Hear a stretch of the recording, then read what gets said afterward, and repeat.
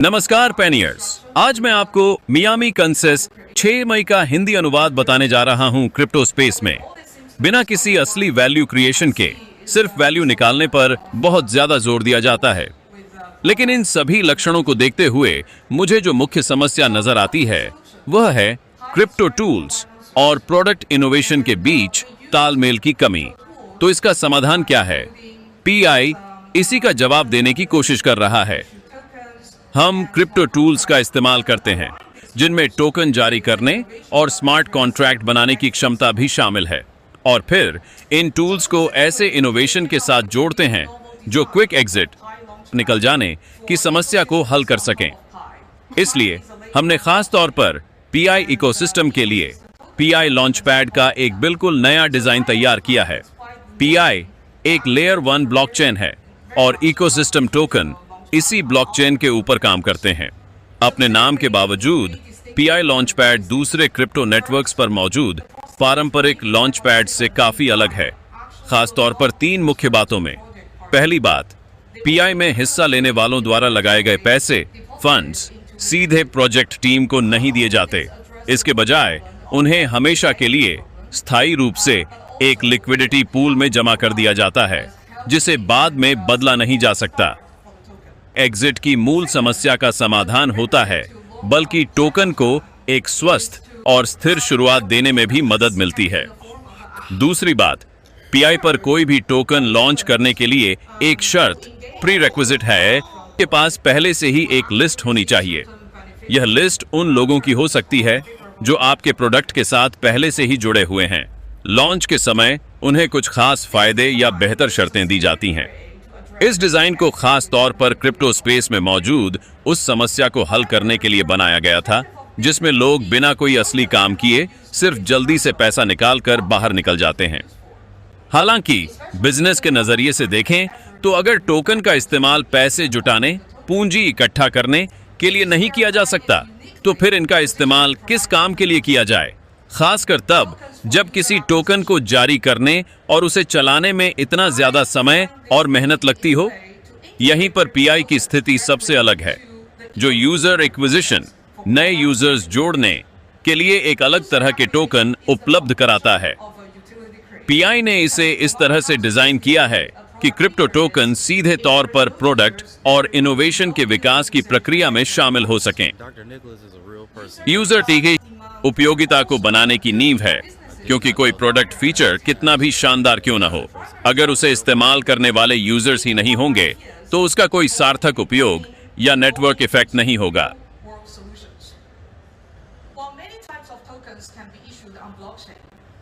असली इंसान है, फीडबैक की मांग और साथ ही बिजनेस के लिए अवसर। एआई इनोवेशन का मुख्य जरिया है जो यह तय करता है कि कौन से आइडिया असल दुनिया के समाधानों में बदलेंगे।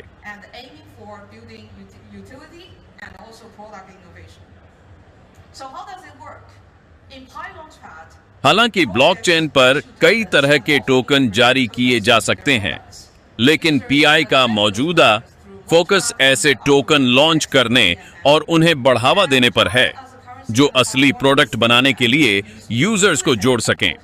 यह पूरा ढांचा पीआई के संसाधनों और इंफ्रास्ट्रक्चर पर आधारित है, जिसका मकसद यूटिलिटी बनाना और प्रोडक्ट में नए नए बदलाव लाना है। तो यह काम कैसे करता है? पीआई लॉन्चपैड पर प्रोजेक्ट अपने टोकन जारी करते हैं और उन्हें अपने प्रोडक्ट में शामिल करते हैं। यूजर्स इन टोकन को लॉक चार्ट के जरिए पा सकते हैं, में डेक्स और एएमएम के जरिए भी। पीआई एक करेंसी और प्लेटफॉर्म के तौर पर काम करता है। इसे स्टेक किया जाता है और इस पूरी प्रक्रिया को आसान बनाने और व्यवस्थित करने के लिए इस्तेमाल किया जाता है। पीआई ऐसा इसलिए कर पाता है क्योंकि उसके पास बहुत बड़ा पैमाना और एक अनोखी स्थिति है। पीआई सिर्फ एक लेयर 1 ब्लॉकचेन ही नहीं है, बल्कि 6 करोड़ से ज्यादा मोबाइल यूजर्स का एक बहुत बड़ा सोशल नेटवर्क भी है।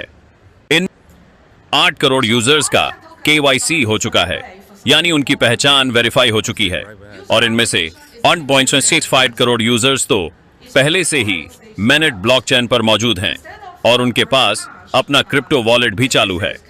प्रोडक्ट बनाने वालों और बिजनेस के लिए अच्छी क्वालिटी और दुनिया भर तक पहुंच, ग्लोबल रीच, कुछ ऐसे सबसे जरूरी संसाधन हैं जो उनके प्रोडक्ट की सफलता के लिए बेहद अहम हैं। और ये यूजर्स सिर्फ क्रिप्टो की दुनिया से जुड़े लोग ही नहीं हैं, बल्कि आम लोग भी हैं। हमारा मानना है कि ये लोग फीडबैक देने और प्रोडक्ट को उसकी असल उपयोगिता के लिए इस्तेमाल करने में बहुत अहम भूमिका निभाते हैं। तो इस तरह से डिजाइन किए गए टोकन प्रोडक्ट में नए नए बदलाव लाने में कैसे मदद कर सकते हैं। यूजर एक्विजिशन, नए यूजर्स जोड़ना, आमतौर पर बहुत महंगा पड़ता है, खासकर शुरुआती दौर के स्टार्टअप के लिए। पैसे बर्बाद करने के बजाय बिजनेस वेब3 टूल का इस्तेमाल कर सकते हैं, जैसे कि टोकन जारी करना, ताकि वे न सिर्फ पीआई नेटवर्क से बल्कि हर जगह से नए यूजर्स जोड़ सकें। साथ ही वे यूजर्स को सीधे तौर पर अपने प्रोडक्ट के विकास की प्रक्रिया में शामिल कर सकते हैं, उनके साथ मिलकर प्रोडक्ट को बेहतर बना सकते हैं, उनकी मदद से प्रोडक्ट की टेस्टिंग कर सकते हैं और यह भी पक्का कर सकते हैं कि उनका प्रोडक्ट इंसानों की जरूरतों को पूरा कर रहा है या नहीं। दूसरी बात यह है कि पैसे जुटाने के विपरीत, जो अक्सर सिर्फ प्रोजेक्ट बनाने वालों के वॉलेट में ही पड़े रहते हैं, यहाँ जिन यूजर्स को जोड़ा जाता है वे असली इंसान होते हैं और उनके पास अपनी मर्जी से फैसले लेने की आजादी होती है। इसलिए वे प्रोजेक्ट को यानी बिल्डरों को लगातार उपयोगी सेवाएं और जुड़ाव बनाए रखने के लिए जवाबदेह ठहराते हैं। अगर प्रोजेक्ट अपने प्रोडक्ट को बेहतर बनाने में या जुड़ाव बनाए रखने में नाकाम रहते हैं, तो उनके पास प्रोजेक्ट छोड़ने का अधिकार और पूरी आजादी होती है। तो ऑर्गेनिक यूजर एक्विजिशन और रिटेंशन ऐसे नेचुरल तरीके हैं जिनसे प्रोजेक्ट्स को कुछ नया बनाने और इनोवेशन करने के लिए बढ़ावा मिलता है, जो कि डिजाइन का असली मकसद है।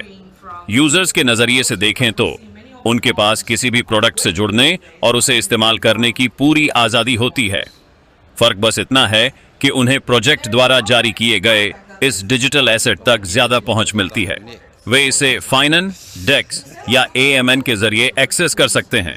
साथ ही इस प्रोजेक्ट के प्रोडक्ट्स में इन एसेट्स को रखने और इस्तेमाल करने की क्षमता भी रखते हैं।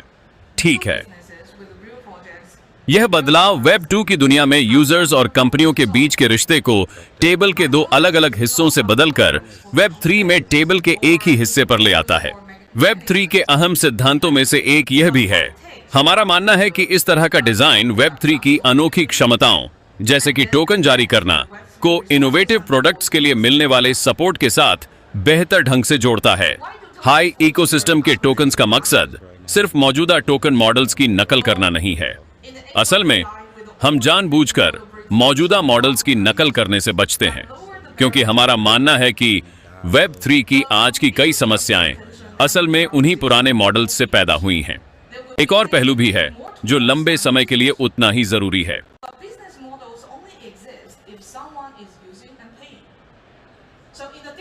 ऐसे टोकन जारी करने वालों पर ध्यान देने के बजाय, जिनका मकसद सिर्फ एक टोकन जारी करना और फिर उसी टोकन के इर्द गिर्द अपना बिजनेस खड़ा करना होता है। हाईस्पॉट असल में उन असली बिजनेस पर फोकस करता है जिनके पास असली प्रोजेक्ट्स और असली प्रोडक्ट्स होते हैं और जो किसी असली समस्या का समाधान करते हैं। फोकस सिर्फ टोकन्स की बिक्री, उनके इंटीग्रेशन या उनसे जुड़े अलग थलग मैकेनिज्म पर नहीं होता, बल्कि हमारा फोकस इस बात पर होता है कि एक ऐसा असली प्रोडक्ट कैसे बनाया जाए जो इंसानी जरूरतों को पूरा करे, और फिर उस काम को आसान बनाने के लिए वेब 3 के रिसोर्स और टूल्स का इस्तेमाल कैसे किया जाए। टोकन्स की जरूरत क्यों? कोई मेरी स्क्रीन रिकॉर्ड कर रहा होगा और जो कुछ भी मैं आप लोगों के लिए कर रहा हूं उसे डाउनलोड कर रहा होगा।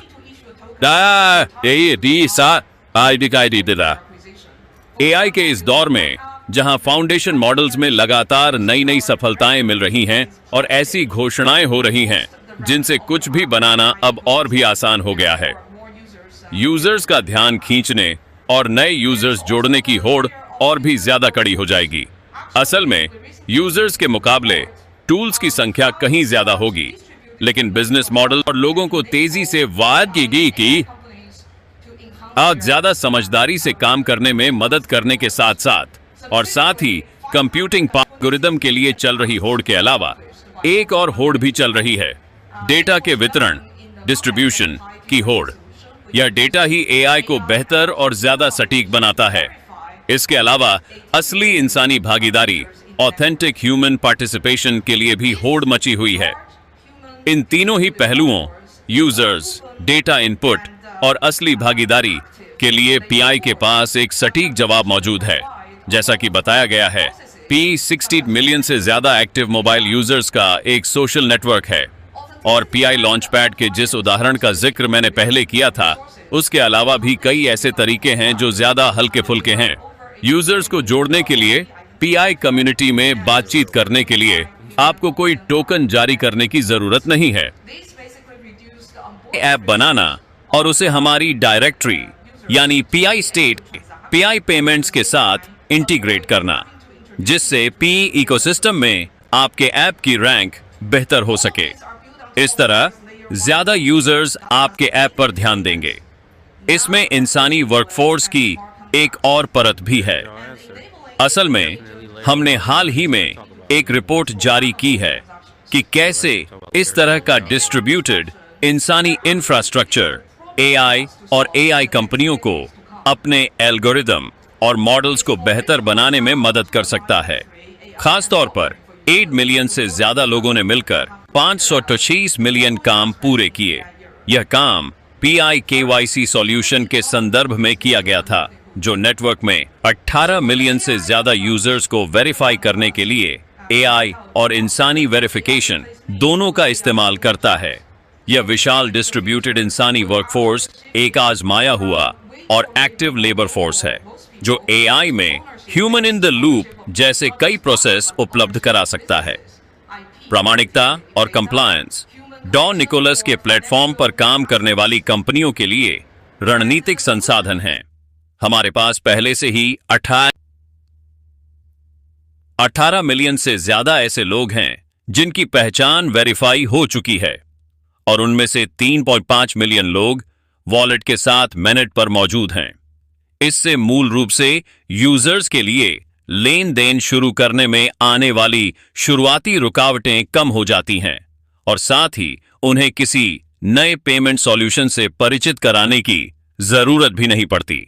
ये सभी चीजें पीआई के लेयर 1 ब्लॉकचेन पर बनी हैं, जिसमें native payments, non custodial wallets और स्मार्ट कॉन्ट्रैक्ट्स की सुविधा है। यह रहा आपका जवाब।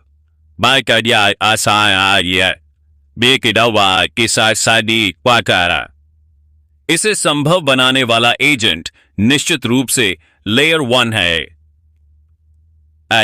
है। हमें प्रोग्रामेबल लेन देन के बारे में बात करने की भी जरूरत नहीं है।